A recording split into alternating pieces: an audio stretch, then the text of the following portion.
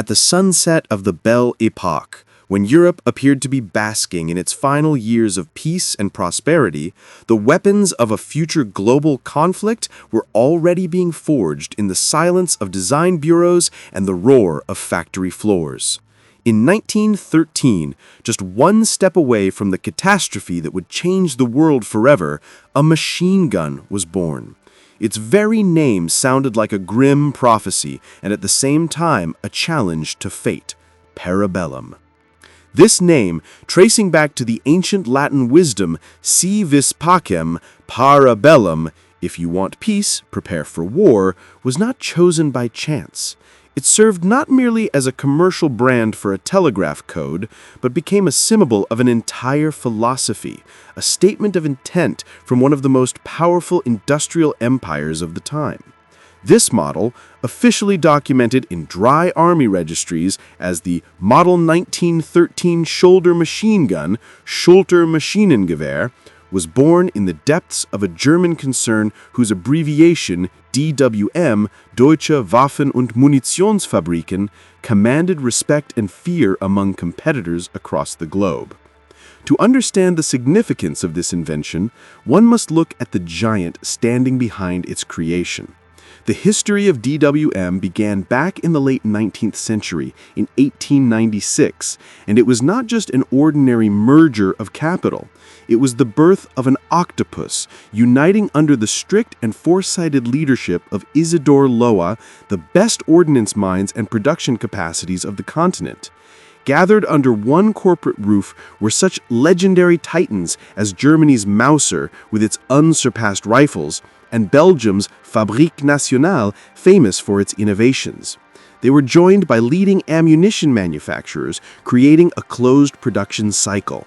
This industrial alliance almost instantly transformed into a global empire, becoming one of the dominant suppliers of the means of destruction on the planet. In their catalogs, one could find everything from pocket pistols to heavy artillery. Undoubtedly, the jewel in their crown was the licensed copy of Hiram Maxim's system. The famous MG-08, which became the steel spine of the German Kaiser's army, was as reliable as a rock and just as immobile. It was a heavy, water-cooled, tripod-mounted monster that required an entire crew to operate and move. However, the ambitions of DWM's leadership extended far beyond fulfilling government orders for the German General Staff. They hungered for more, for true commercial expansion. They saw how Mauser rifles were being snapped up by armies from South America to the Ottoman Empire, how Georg Luger's pistols were becoming cult objects of prestige.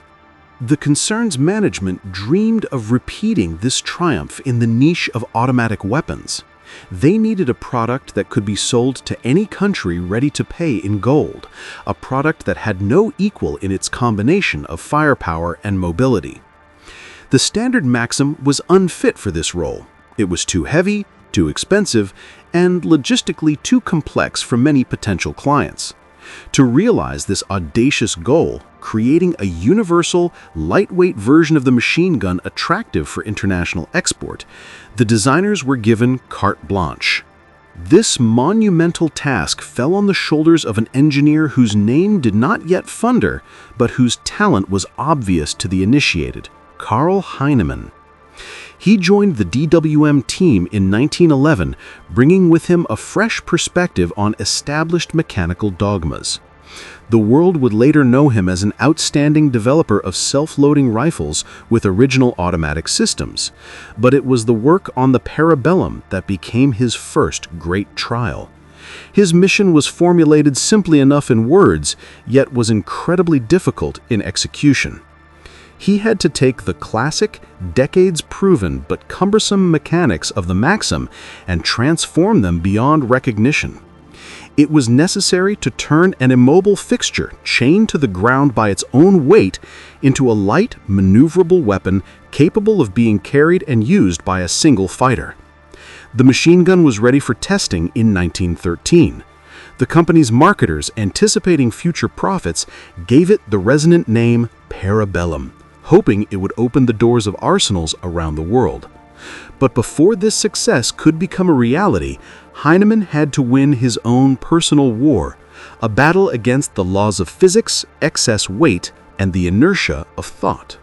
The primary adversary on this journey was the colossal mass of the original MG08. In a loaded state, even without water in the jacket or an ammunition belt, this steel beast weighed over 20.5 kilograms. Add to this the massive sled mount, canisters of water, and crates of ammunition, and you get a system deadlocked to a prepared position. This completely excluded the possibility of assault use, infantry support in rapid maneuvers, and made the very idea of a shoulder-fired automatic weapon laughable. Heinemann, possessing the insight of a true inventor, quickly realized that the path of evolutionary development, gradual lightening of parts, drilling holes, or using lighter alloys, would not work here. It was a dead end. A revolution was required, a fundamental change in the very architecture of the mechanism. And he made a decision that might have seemed like engineering sacrilege to conservative gunsmiths of the time. He decided to flip the heart of the machine gun, its locking system, exactly 180 degrees. To appreciate the elegance of this move, one must imagine the operation of the classic Maxim lock. It was a complex system of levers, the so-called toggle lock action. At the moment of firing, under the force of recoil, the barrel and bolt began to move backward, and the hinge of the levers, like a human knee, would break and travel downwards, deep into the belly of the receiver. This movement required significant free space beneath the mechanism, which dictated the enormous height of the machine gun's body. Heinemann, like a magician, forced these levers to break and move upwards. This seemingly simple geometric flip led to an instant and dramatic effect, a chain reaction of improvements. The height of the entire receiver was reduced by approximately 5 centimeters. On a blueprint, this might seem like a trifle, but in metal, it meant shedding kilograms of excess steel.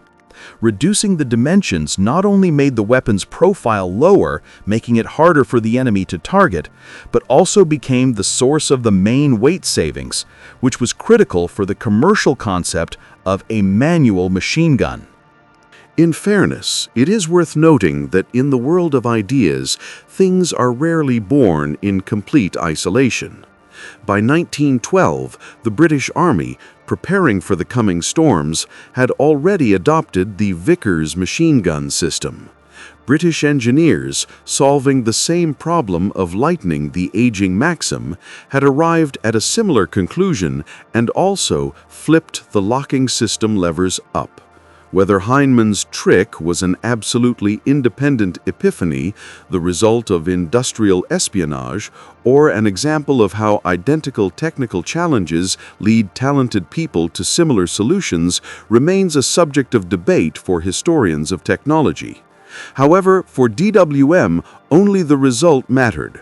They had obtained a mechanism capable of competing with the world's best designs. But Heinemann did not stop at merely flipping the levers. He invaded the holy of holies of the design, the lock itself. Although he preserved the general kinematic scheme of the Maxim and worked on the same principle of using short recoil energy, its internal arrangement was reworked. The design became noticeably more complex, more elegant, and undoubtedly more expensive to manufacture. This was the embodiment of the German engineering school, where technical perfection and precise fitting of parts were often placed above technological simplicity and cheapness. However, for a premium-class commercial product, which the Parabellum was positioned to be, this was not considered a flaw. The complications served one main goal: to ensure the flawless, Swiss watch-like operation of the automation in conditions where every gram of weight counted and parts were lightened to the maximum, stripped of the structural margin inherent in their heavy tripod-mounted brethren. The next stage in the struggle for the ideal form was the elimination of everything superfluous. Heinemann, like a sculptor, chiseled away from the Maxim block all protruding parts that could snag on a soldier's gear or hinder transport. The most visible visual and constructive change was the relocation of the return spring. On classic Maxim machine guns and their British cousins, the Vickers, this part, a crucial element of automation, returning moving parts to the forward position, was located on the outside, under a characteristic convex box on the left side of the receiver. This part not only added weight to the profile but also disrupted the weapon's balance, shifting the center of gravity. Heinemann made a radical decision. He moved the spring inside, neatly integrating it into the stock.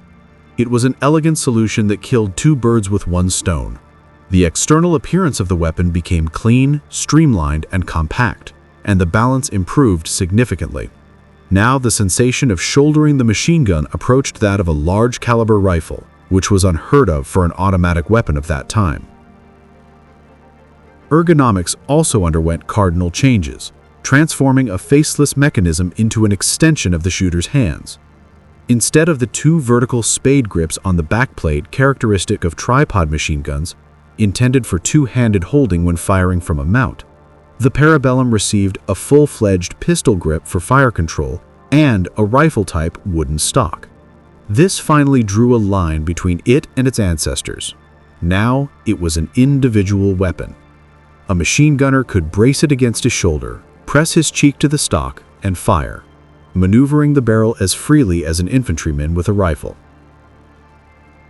A careful look at the design revealed another curious nuance that, perhaps unconsciously, anticipated the future calling of this weapon. The receiver cover, opening access to the belt feed mechanism and the breech of the barrel, did not behave as was customary. Traditionally, covers flipped forward and up on a hinge. Heinemann made it sliding. It slid along rails strictly backward. At first glance, simply a design feature. But in conditions of strong oncoming airflow, for example when mounted on an airplane wing or in an open cockpit, a cover flipped upwards would turn into a sail that was impossible to close or that could simply be ripped off by the wind. The sliding design was insensitive to the oncoming stream. To lock the cover in the open position necessary for loading the belt or clearing jams, a special spring-loaded latch bar was installed approximately in the middle of the perforated cooling jacket. Questions of safety, so important for the commercial market, were also resolved with German pedantry.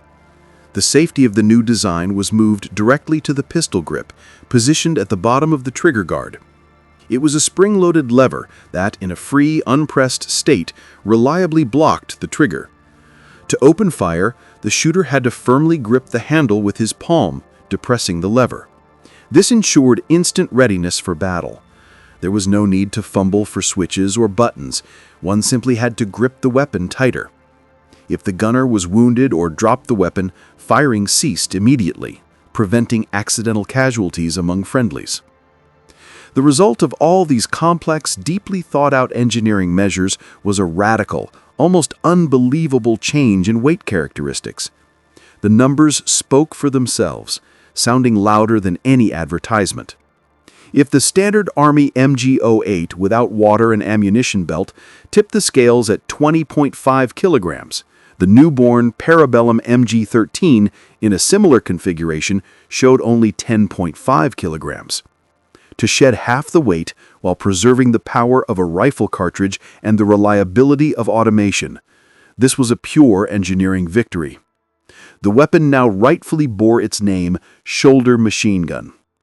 However, standing on the testing ground, amidst green grass and sandbags, this masterpiece of mechanics did not yet know that its true destiny awaited not in the trenches or on the fields of infantry battles. Its unique compactness and lightness did not go unnoticed by those who looked to the sky with hope and fear, striving to conquer the fifth dimension of war, the aerial ocean. The dreams of DWM's leadership about peaceful commercial deliveries, about gold flowing into the company's coffers from abroad, about the beautiful monogram of intertwined letters D, M, and W becoming a mark of quality around the world, were swiftly crossed out by the harsh reality of geopolitics. Europe was sliding rapidly into the abyss. Even before the first shots in Sarajevo in February 1914, the German military, pragmatic and devoid of sentimentality, took note of the novelty. They did not overthink it, trying to adapt the Parabellum for cavalry or infantry. Their gaze was fixed higher.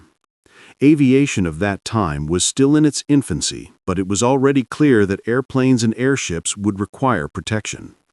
And the Parabellum, light, powerful, and convenient, seemed the ideal candidate. Trials passed swiftly and successfully. The machine gun immediately began entering service with the Kaiser's air fleet. The first to appreciate it were the crews of giant airships, Zeppelins, majestically sailing in the clouds. For them, every extra kilogram of weight meant a reduction in bomb load or flight altitude. So the Parabellum became a true salvation. Soon they were followed by aviators on biplane kites. Observer gunners, sitting in open cockpits, received a formidable weapon capable of snarling back with lead at any adversary. The airspace, cold and merciless, became the native element for Heinemann's machine gun. Aerial warfare, however, is a breed apart, with its own laws of physics and tactics. What worked on the ground became a burden or a deadly danger in the sky. Water cooling of the barrel, classic for Maxim machine guns and necessary for sustaining prolonged, hours-long fire when repelling infantry waves, proved utterly redundant in the sky. Aerial skirmishes were fleeting, lasting seconds, not hours.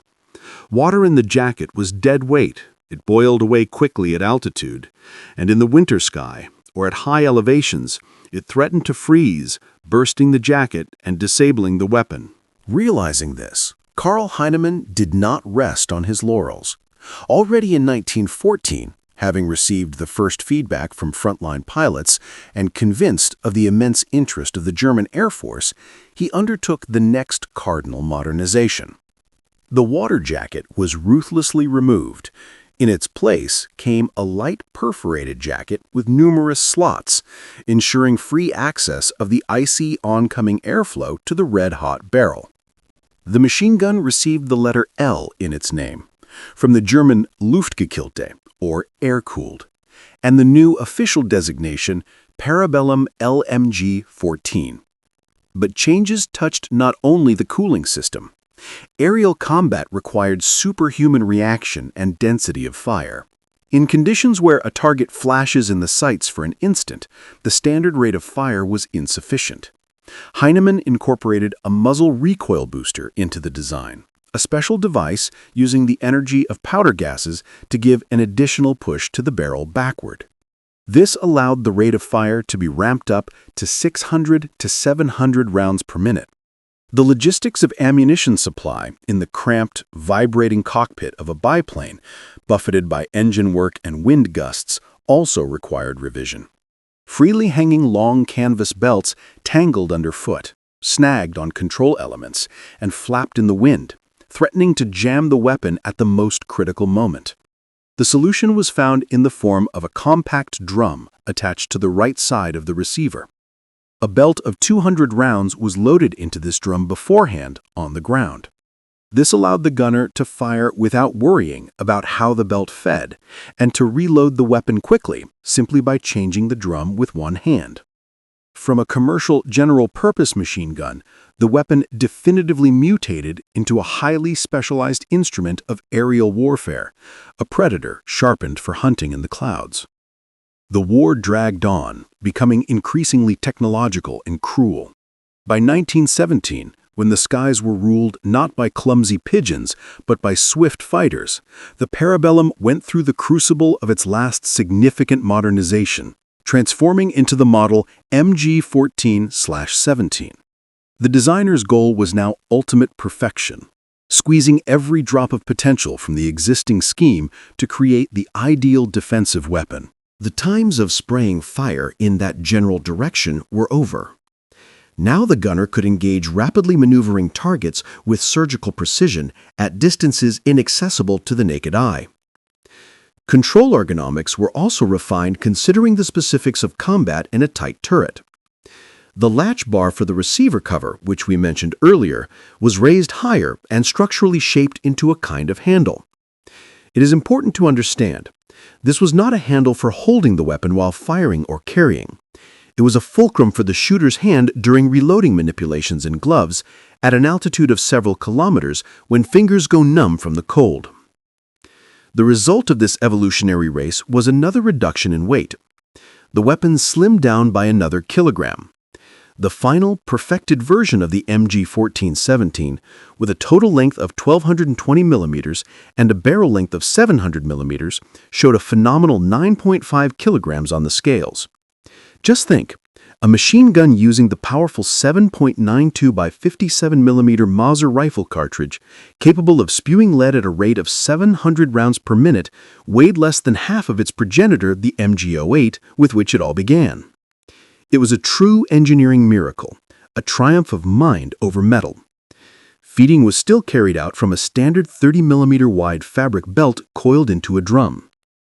Another important detail showing attention to the little things was the casing extraction system.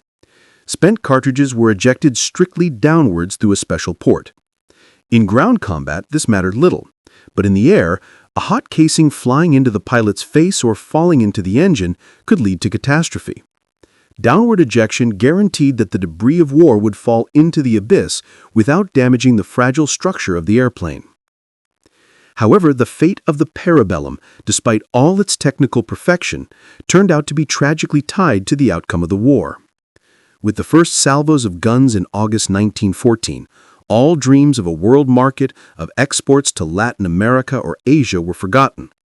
WM's production lines worked to the limit, and absolutely all manufactured units, whether the early 1913 model, the transitional 1914, or the perfected 1917, were swallowed without remainder by the insatiable maw of the German Imperial Air Service, the Luftstreitkräfte. The weapon became scarce and elite. Priority and deliveries was given to turret installations for observer gunners on two-seater reconnaissance aircraft and bombers. Pilots valued it for its reliability and ease of aiming. Moreover, the Parabellum played its role in the revolution of fighter aviation, although it remained in the shadows. It was so precise in its automatic operation that it was on this basis that the first experiments were conducted to create a synchronization gear, a mechanism allowing fire through the spinning propeller of an aircraft without damaging the blades. Antony Fokker, creating his famous Eindecker, used the experience of working with the Parabellum, although in the end, the cheaper and easier to mass-produce modified Spandau, LMG 0815, was chosen for the fixed machine guns of fighters, but it was the lightness and rate of fire embedded by Heinemann for commercial success that made the Parabellum the benchmark to which designers aspired. The finale of this story was written in the Hall of Mirrors at the Palace of Versailles. After Germany's capitulation and the signing of the peace treaty, humiliating for her, the production of military weapons was strictly limited. The output of Parabellum ceased immediately. Huge stockpiles of these masterpieces of engineering thought, which had passed through the fire and water of celestial battles, were ruthlessly seized by the victorious Allies. Most of them were sent to the smelter or the press. The very possibility of a resurgence of German military power was being destroyed. Surprisingly, the system, so technically perfect, did not arouse interest among the victors as a trophy for study or copying. Even the Americans, usually greedy for technical novelties, and who took thousands of heavy MG08 machine guns as reparations for training and study, reacted coolly to the Parabellum. Perhaps it was too complex, too German in its demands for manufacturing culture and maintenance. In the end, Karl Heinemann's dream of a machine gun conquering the world turned into its highly specialized service in just one lost war and subsequent almost complete disappearance from the face of the earth. Today, early variants of the Parabellum, especially those that retained water cooling, witnesses to the original commercial idea, are the rarest museum exhibits hunted by collectors all over the world. The irony of fate lies in the fact that even this strictly celestial weapon sometimes returned to the sinful earth, closing the circle. History has preserved an interesting fact. One of the early water-cooled models, a photograph of which now adorns historical reference books, was captured not in a downed Zeppelin, but in a dirty trench. This happened on August 17, 1918, during the fierce Battle of the Somme. The trophy fell to soldiers of the 57th Battalion of the Australian Army. Apparently, in the desperation of the final months of the war, the Germans, experiencing shell hunger and a shortage of weapons, brought down from the heavens everything that could shoot to plug the holes in their defense. Thus, in the mud of the Picardy fields, ended the odyssey of a machine gun born for global trade, which flew to the sun and became a silent monument to a bygone era of great designers and great tragedies